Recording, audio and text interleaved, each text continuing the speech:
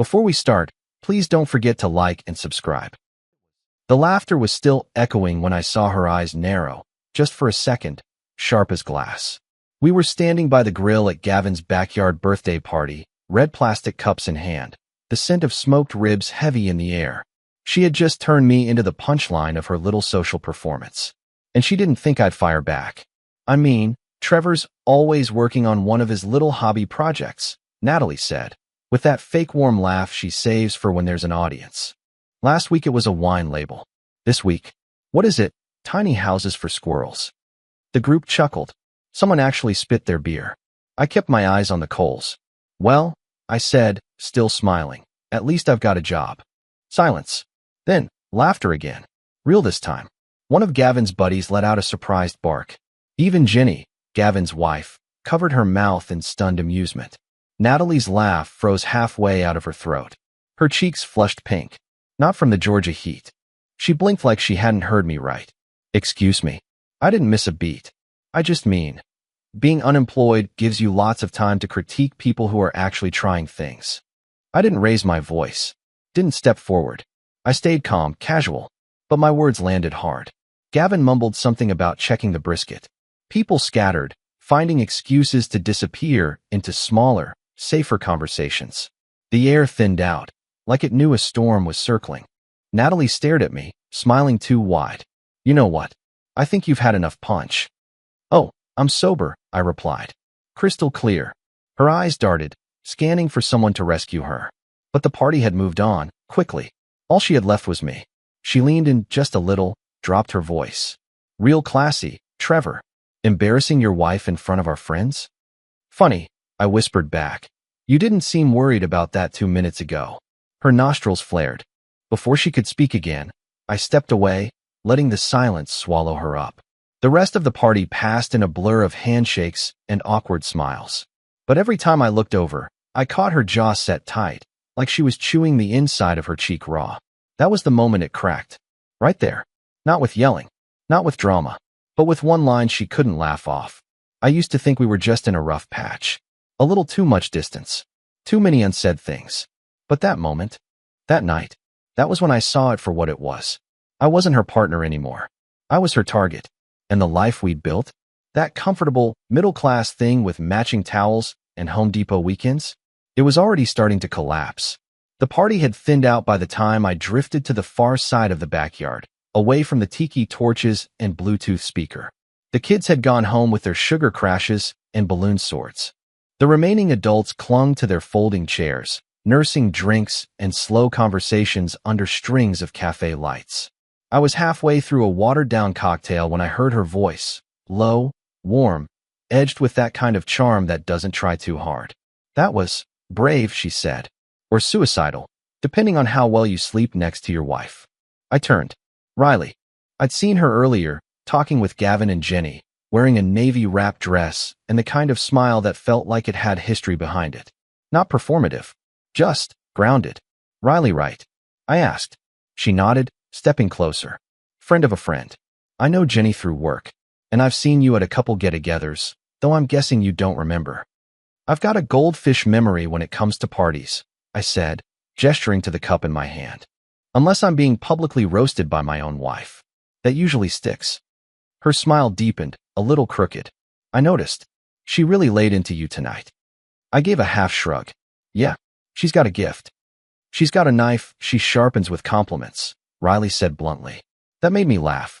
It slipped out before I could catch it, and it felt weird, how good that laugh felt. Like someone had opened a window. You're not wrong, I said. She tilted her head. I don't mean to pry, but you look like a man who's been biting his tongue for a long time. I didn't respond at first, just stared out at the shadows of the garden, the branches dancing gently in the breeze. Then I said, sometimes it feels like living with Natalie is like trying to reason with a tornado in heels. Riley exhaled a soft laugh, not mocking, just recognizing the absurdity in all of it. A slow jazz tune floated in from the speaker, soft trumpet, mellow rhythm. I recognized it. Chet Baker. Riley held out a hand. Dance. I blinked. Seriously? Why not, she said. There's grass, there's stars, and you look like you could use a reset. I hesitated, but then I took her hand. We stepped into the open patch of lawn beneath the patio string lights. No one was watching. The people who mattered were halfway to tipsy or locked in deep conversation. This dance, it didn't feel like a performance. It felt like a breath I didn't know I'd been holding. She led gently, not taking over, just guiding us into a simple sway. "Do you always absorb her digs like that?" she asked after a few beats. I looked up. "What do you mean?" "You know exactly what I mean. You take the hit, smile through it, and make it easier for everyone else. It's like watching someone apologize for getting hit by a car." I let out a quiet chuckle. "It's easier than explaining why I don't leave." She studied me, not judging, just curious. "And why haven't you?" I didn't answer. I didn't know yet. Or maybe I just hadn't let myself say it out loud. Instead, I said, "You're very observant for a friend of a friend." She smirked. "I'm also divorced. Spent 2 years married to a man who used sarcasm like a scalpel. The healing starts when you stop laughing along with it." We swayed in silence for a bit. The lights twinkled above us like lazy fireflies. Someone popped a beer tab in the distance. The trumpet kept crooning. Riley leaned in slightly and said, almost in a whisper, "You deserve more than being the setup to someone else's punchline." I swallowed. The words hit harder than they should have. "I don't know why I'm telling you this," I murmured. She smiled again, softer this time. "Because you know I see it. And you're tired of pretending no one does."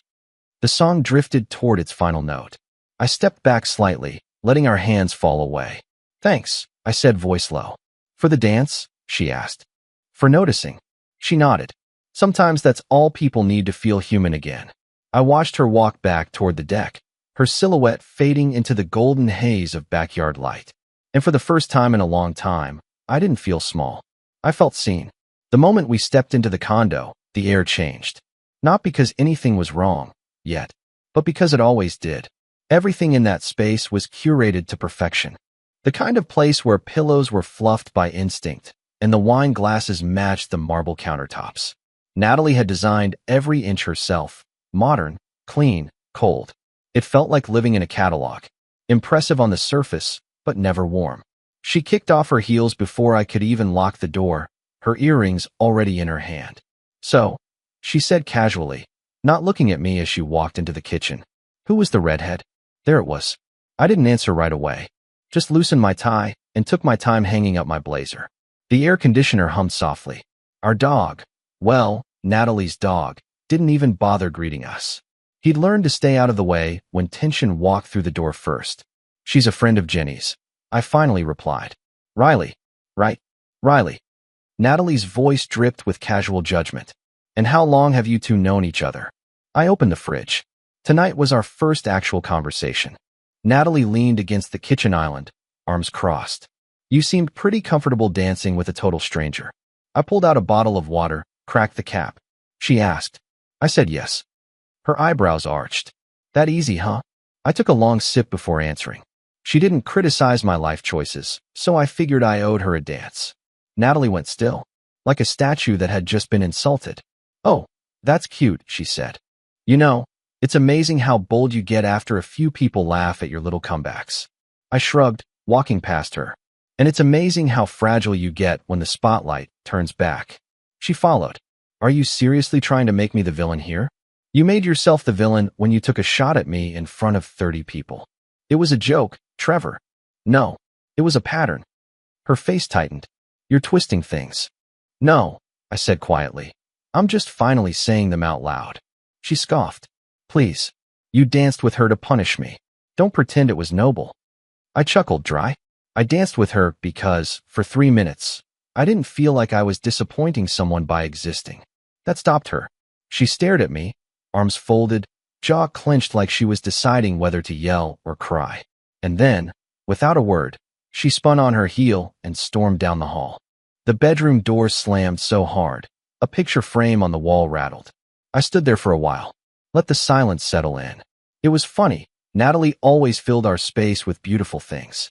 But when the words ran dry, when the anger boiled and cooled and left just air between us, this place felt colder than outside in January.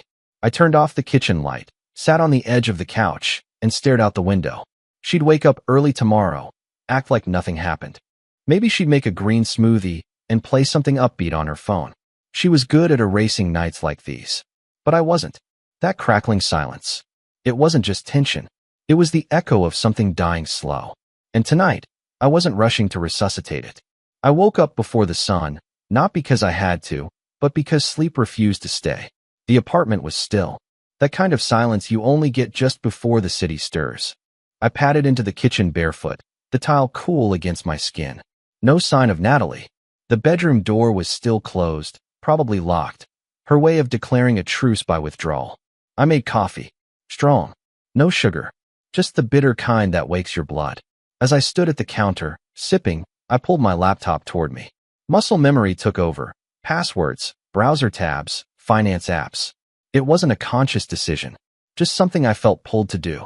And then, as I stared at the numbers glowing on the screen, it hit me. I'd never looked at them like this before. Not as a man calculating rent, or planning a vacation she would later veto, but as someone asking a different question entirely. Could I walk away? And not just in theory, but literally, legally, fully? I scrolled, tapped, dug through years of spreadsheets and statements. I'd always been the planner. Natalie had taste, style, instinct, but I was the one who built the bones of our life. I stared at the totals, let the numbers sink in. The answer was yes. I could leave. I could survive. More than that, I could breathe. I don't know what shifted. Maybe Riley's words from last night were still echoing. Maybe it was Natalie's door slam that finally made it real. But I wasn't sad. I wasn't panicked. I was calm. By 8:30, I had a Zoom appointment with a lawyer I found through a recommendation from Gavin. Quiet, discreet, professional. His name was Alan Reeves, and he wore glasses that looked too small for his face. Uncontested, you think? He asked after I walked him through everything. I nodded. If I offer her half, she'll probably take it without much fuss. She's prideful, but she's not sentimental. Alan tapped at his keyboard. Then it's simple. I'll have documents drafted by tomorrow morning. Tomorrow? I asked, surprised. He glanced over the screen. You've already done the hard part. You're just giving it a name now. We ended the call. I closed the laptop. The rest of the day passed in a strange haze of detachment. Natalie stayed in the bedroom until noon, then emerged wordless, phone in hand, eyes hidden behind oversized sunglasses, though we were indoors. We didn't talk. Not about the night before. Not about anything. And the next day, when the papers were emailed to me, I printed them quietly. I slid them into a manila folder and set them on the kitchen island. She found them there that evening. Picked them up like a catalog. No gasps. No screaming. Just a quiet, almost bored, okay. She sat down with a pen and signed each page without a single question. No huffs. No icy remarks. Just initials, ink, and silence. When she handed the folder back to me, her expression was unreadable. That's it? I asked. Natalie looked at me like I'd asked if it was going to rain. You want it out. I'm giving it to you. Half of everything, I said, just to clarify. She gave a small shrug. I'm not here to fight over furniture. There was something off in her tone. Not peace. Not pain. Just vacancy. Like this marriage had already ended for her too. She was just waiting for me to catch up. She stood, smoothed her blouse, and said, You'll have your space by next week. And just like that, she was gone again. Bedroom door. Closed. I stood in that perfectly lit kitchen with the folder in hand, surrounded by things that were ours, but no longer felt like mine. No tears. No guilt. Just the eerie quiet of a final chapter. And yet, in that stillness, I felt lighter. Like I'd finally stopped holding my breath. A week later, I was standing in the sunlight, one hand resting on the hood of a brand new graphite gray Mercedes G-Class. The paint sparkled like wet stone, and the engine purred with a kind of quiet power that felt unapologetic. I'd never bought anything on impulse. Not once in my adult life. Every big purchase had been a negotiation, a spreadsheet, a justification. Natalie had a way of making luxury feel like guilt in disguise, unless it was her choosing it. But this wasn't for her. This was for the man who just survived a decade of slow erasure and walked out with his soul still intact. I slid behind the wheel, wrapped my hands around the leather steering wheel, and let the hum of the engine settle into my bones. When I pulled up to Riley's apartment, she was already waiting outside. She wore a soft blue blouse, light wind catching her hair as she spotted the car and smiled. Wide, open, genuine. She stepped closer, raised an eyebrow. Okay, so either you're having a midlife crisis, or you finally gave yourself permission to live. I laughed. Little bit of column A, little bit of column B. Riley ran her hand gently along the car door before I opened it for her. I'll allow it. You earned this. Wait until you see the view, I said, pulling back onto the road. Tonight's about high places. The rooftop restaurant sat above a hotel on Peachtree, draped in string lights and framed by the Atlanta skyline. Our table was tucked near the edge, a blanket of city glow beneath us. It felt like sitting at the edge of something new, something sharp, something clean. We ordered cocktails first. Her, a lemony spritz that matched her laugh. Me, something bourbon-based that I didn't bother pretending to understand. So, she said as we clinked glasses. 1 week divorced. How does it feel? Like my lungs work again, I said, only half joking. She nodded slowly. It's weird, isn't it? The first time you realize peace doesn't have to come in small doses. I keep waiting for the guilt to sneak up, I admitted. And does it? Not yet. She grinned. Then stop expecting it. Sometimes walking away is the brave thing. I looked at her for a long moment. There was no performance in her, no hidden script. Just honesty, worn casually, like a denim jacket. Do you always say exactly what people need to hear? I asked. Only when they need to hear it. Dinner was light. Salmon, grilled veggies, a shared dessert that neither of us really touched but pretended to savor because it bought us more time. The conversation dipped into childhood stories, bad job interviews, favorite movies we were embarrassed to love. It was the kind of talk that flowed without strategy. At one point, I realized we'd been laughing for minutes straight. About a date, she went on where the guy brought his mom, unironically, because she loves seafood too. And you stayed? I asked between gasps. I was 25 and desperate to believe it was endearing, she said, covering her face. Our laughter drifted over the skyline like music. The check came too soon. I reached for it before she could protest. She just smiled, let me. We walked toward the elevator slowly. Neither of us said anything right away. When the door slid open, she stepped in, then turned and looked up at me.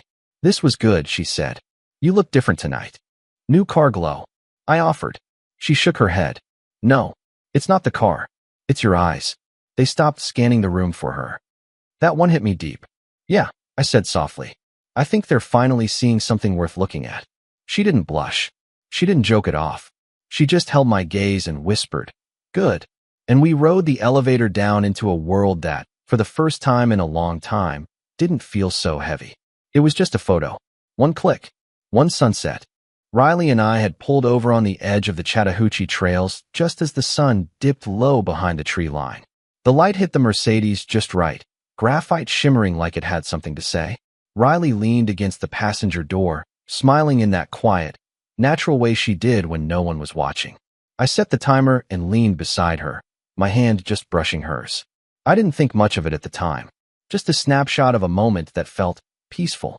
When we got home, I posted it. No hashtags, no filters. Just a simple caption. New roads, new chapters. I didn't expect a flood of comments. But within 10 minutes, it began. Gavin, looking good, brother. That ride is clean. Jenny, finally. That smile suits you. Marcus from college, dude. You never drove anything nicer than a Corolla. Love to see it. My cousin Lisa. Who's the girl? Eyes we like her. Riley, just a single black heart emoji. I scrolled through them, smiling, liking each one. It was strange. After years of being publicly neutral, always careful, always polished, this post felt like breathing. Then I saw it. Buried under the thread of celebration, right beneath Lisa's comment. Natalie, nice car. No emoji. No exclamation point. Just 3 words.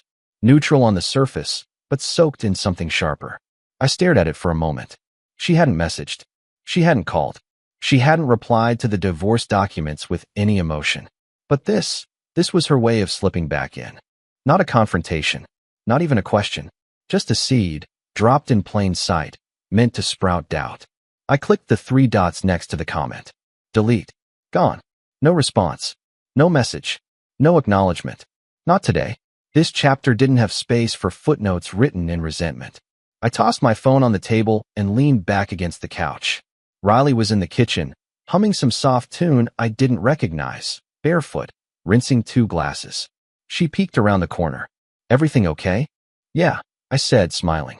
I just deleted a ghost. She smirked. Good. Ghosts don't deserve front row seats. The next morning started like any other. I got to the office early, an old habit from my startup days that stuck, even now. The building downtown had that familiar scent of copier toner and too strong coffee, the kind of quiet that let you hear your own shoes echo in the hallway. Peaceful. Productive. Until it wasn't. I was sitting at my desk reviewing a new proposal when I heard it.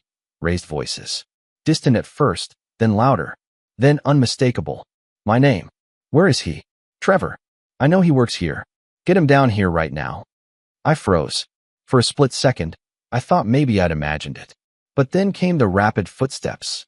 Heels clicking, muffled shouts, someone trying to calm her down. I stood slowly, heart thudding, walked toward the glass wall that overlooked the lobby 2 floors down. And there she was. Natalie. Hair undone. Mascara streaked. Jacket slipping off one shoulder like she'd sprinted here without finishing whatever meltdown she started at home. She was shouting at the receptionist now.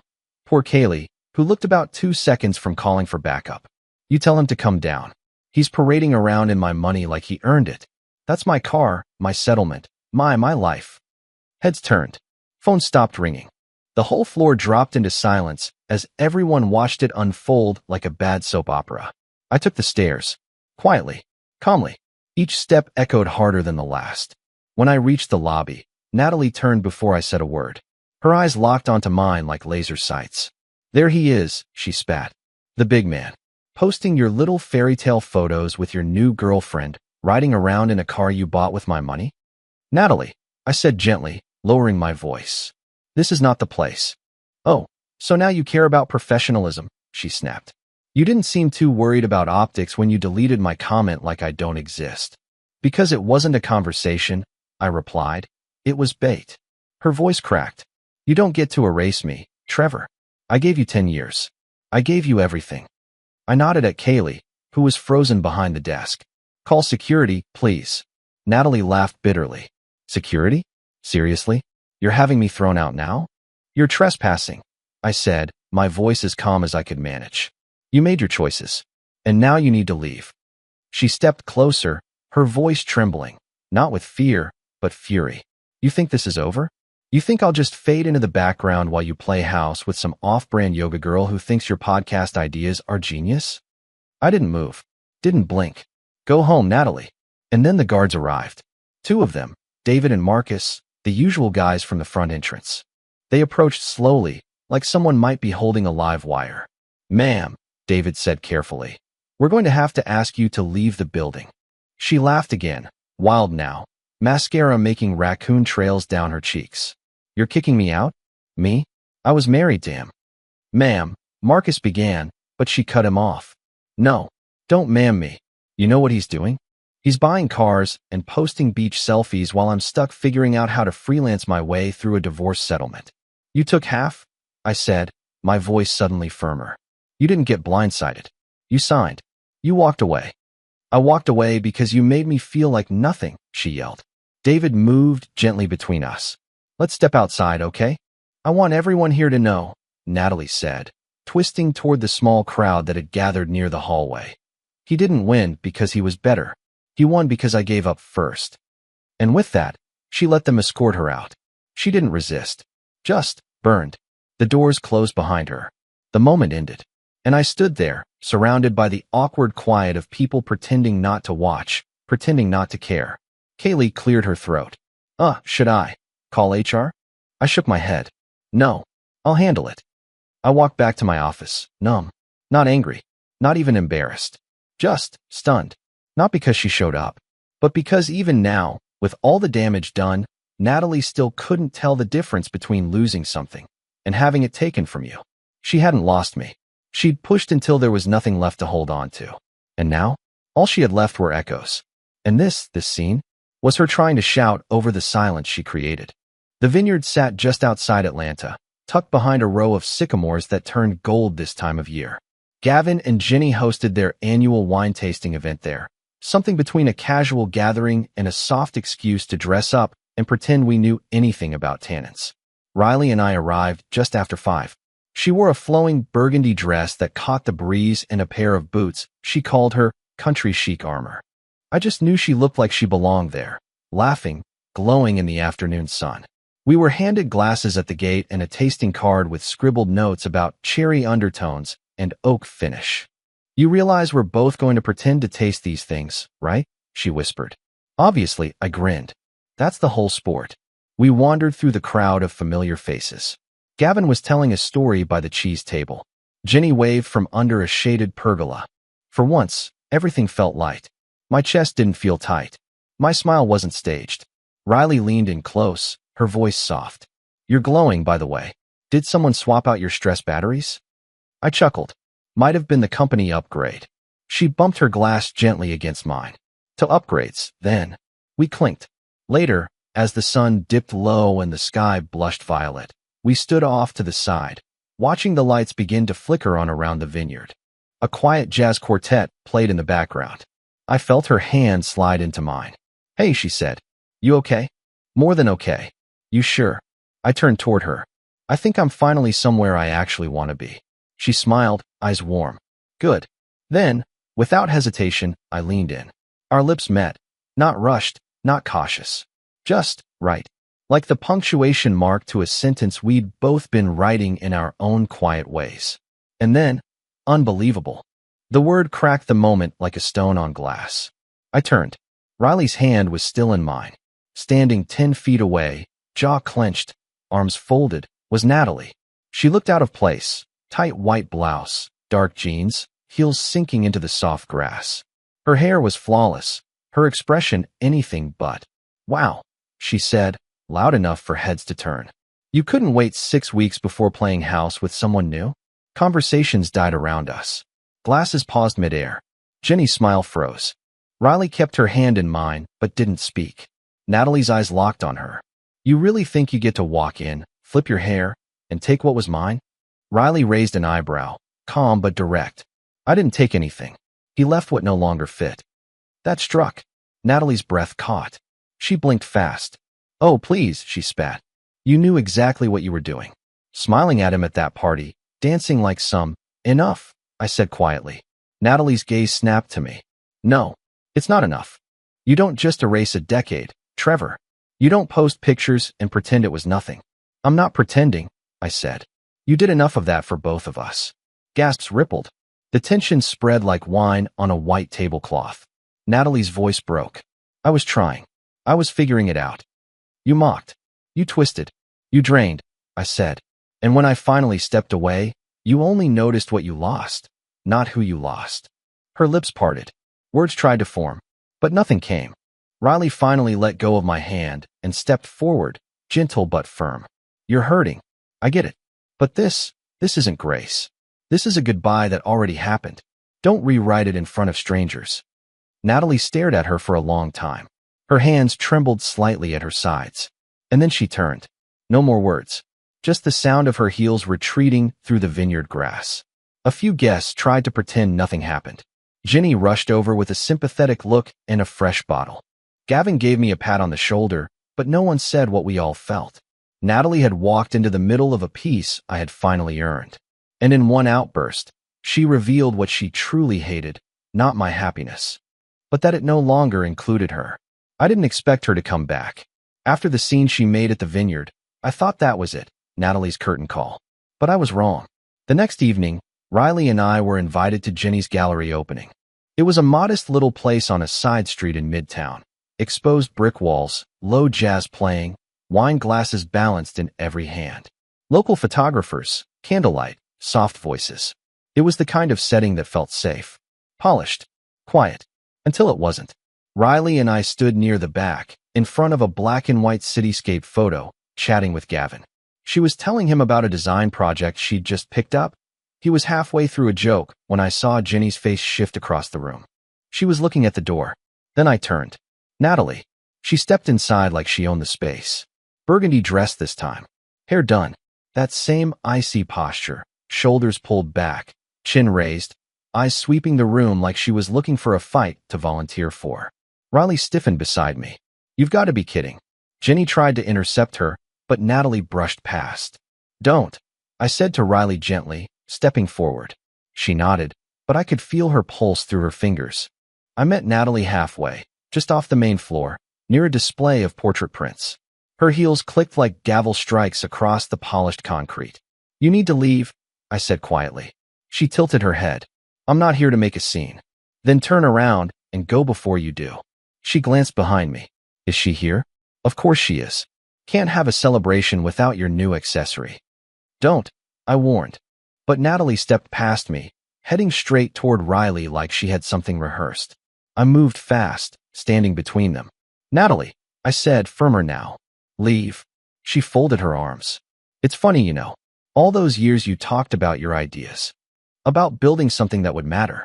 And I rolled my eyes because, well, who knew you'd actually pull it off? My stomach tightened. This isn't the time. But she wasn't done. She looked around the gallery, raising her voice just slightly. Turns out Trevor had real money in him after all. If I'd known that, maybe I wouldn't have let him go so easily. Silence dropped over the room like a guillotine. Gasps. Actual, audible gasps. Jenny covered her mouth. Gavin's eyes went wide. Riley didn't move, but her grip tightened around her wine glass. I stared at Natalie. You said that out loud, I said, in front of our friends. Her face twitched, like she hadn't meant to. No, what I meant was, you meant every word. Riley cut in, voice steady but cool. You didn't misspeak. You slipped. Natalie turned to her, eyes flashing. Don't act like you're some savior in flats and a midi dress. You showed up the second he got shiny. I showed up, Riley said, when he stopped hiding. There's a difference. Someone near the snack table murmured, wow. Gavin whispered to Jenny. A couple walked toward the door, trying to make a graceful exit. The gallery wasn't big enough to contain what had just cracked open. I stepped closer to Natalie. You love the version of me that didn't believe in himself, I said, because he made you feel smarter. Safer, bigger, but you never loved me. You loved the ceiling you thought I'd never break through. She shook her head, eyes darting for backup, but no one moved. Jenny crossed her arms. Maybe you should leave. Natalie blinked. I'm being asked to leave? I have every right. You're embarrassing yourself, Gavin said gently. And it's hard to watch. She looked at Riley one last time.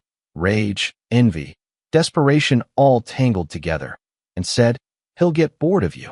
Riley didn't flinch. She just took my hand again, calm and grounded. That's the difference between you and me, she said. I don't need him to stay. I just respect that he chooses to. Natalie's chest heaved. Her jaw clenched, but the room had already turned. With one last glance, sharp, hollow, she spun and stormed out, the door swinging behind her like the final note of an unfinished song. No one followed. No one spoke for a long time. Then Jenny walked over, offering Riley a fresh glass.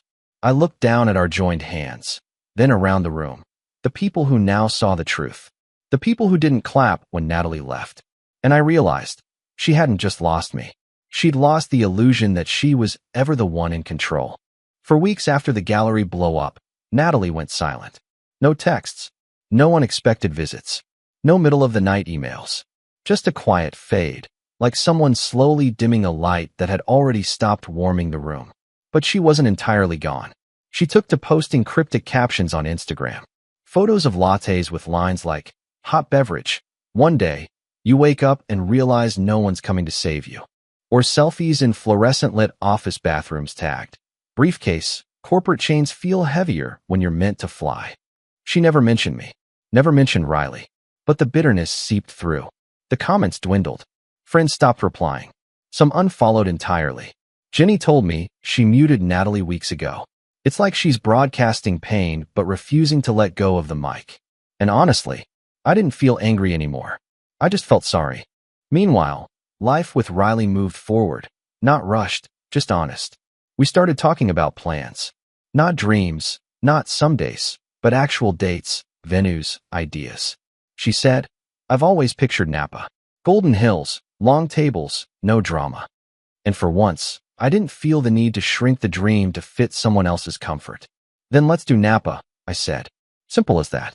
Every step with her felt lighter than the last. We were building something new, not out of rebellion, but out of peace. The Napa sun dipped low, casting a golden haze over the vineyard.